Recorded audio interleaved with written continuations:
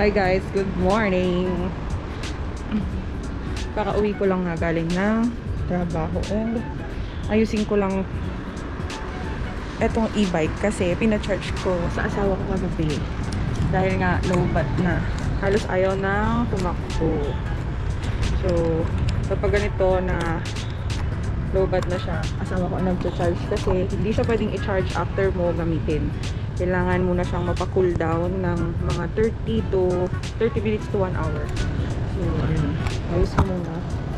Naligpit ko na yung, yung charger. And mag-aayos na lang ako ng gamit ko. Para makaalis na ako. Actually, makulimlim. Makulimlim pala. Maulan. Ng mga nakaraan. Pero sana hindi tayo maabutan ng ulan today. Pero magkakaputi na lang din ako para sigurado.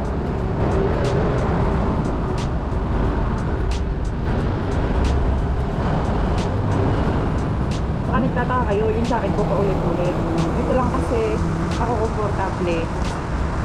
Kaya ito lang iniligpit. Namit ko, papalit naman ako. Itong jacket lang talaga.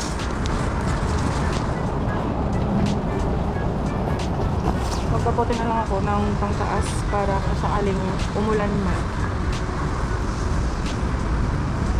At least nakakapote ako ng pang-apo. Galing ako ng trabaho. Yan, ang hirap naman kung naliligo tayo sa ulan. Okay lang siguro yung lower na mabasa. Bumul. Pero yung upper na part is iwas. Kasi galing tayong work.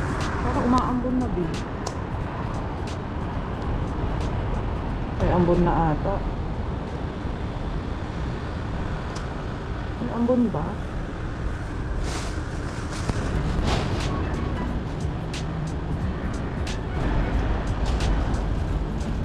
Gamit kong bagis din to. Plastic na lang natin.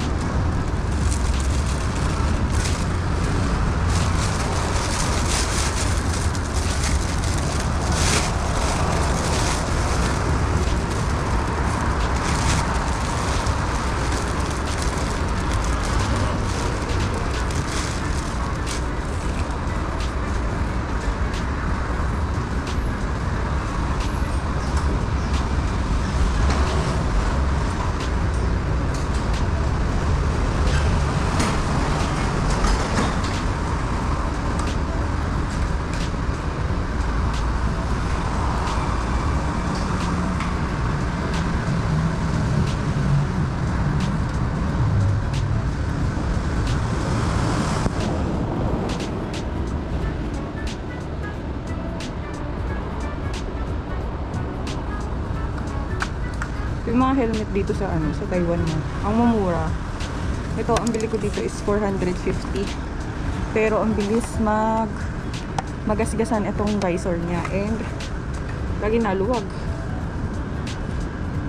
Ina-adjust ko na lang siya every now and then. Big word.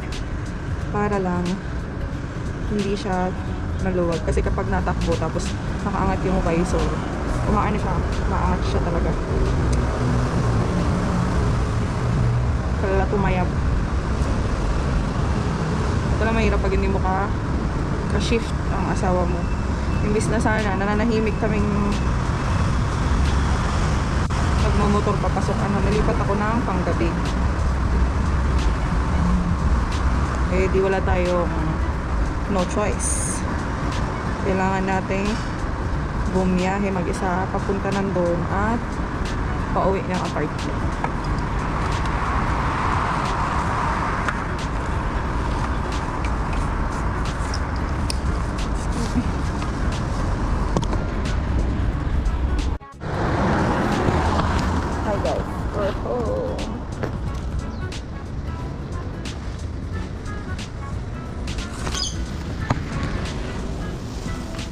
Galing.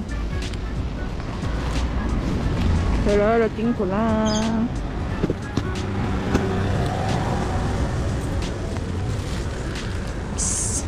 Bahay na ulit tayo.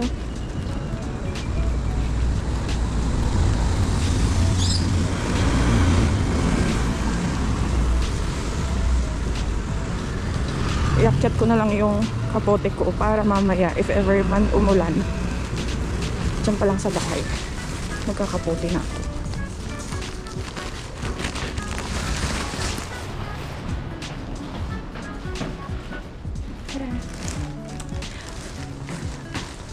Bye na ba yan? Pauwi na ulit ako. Bye.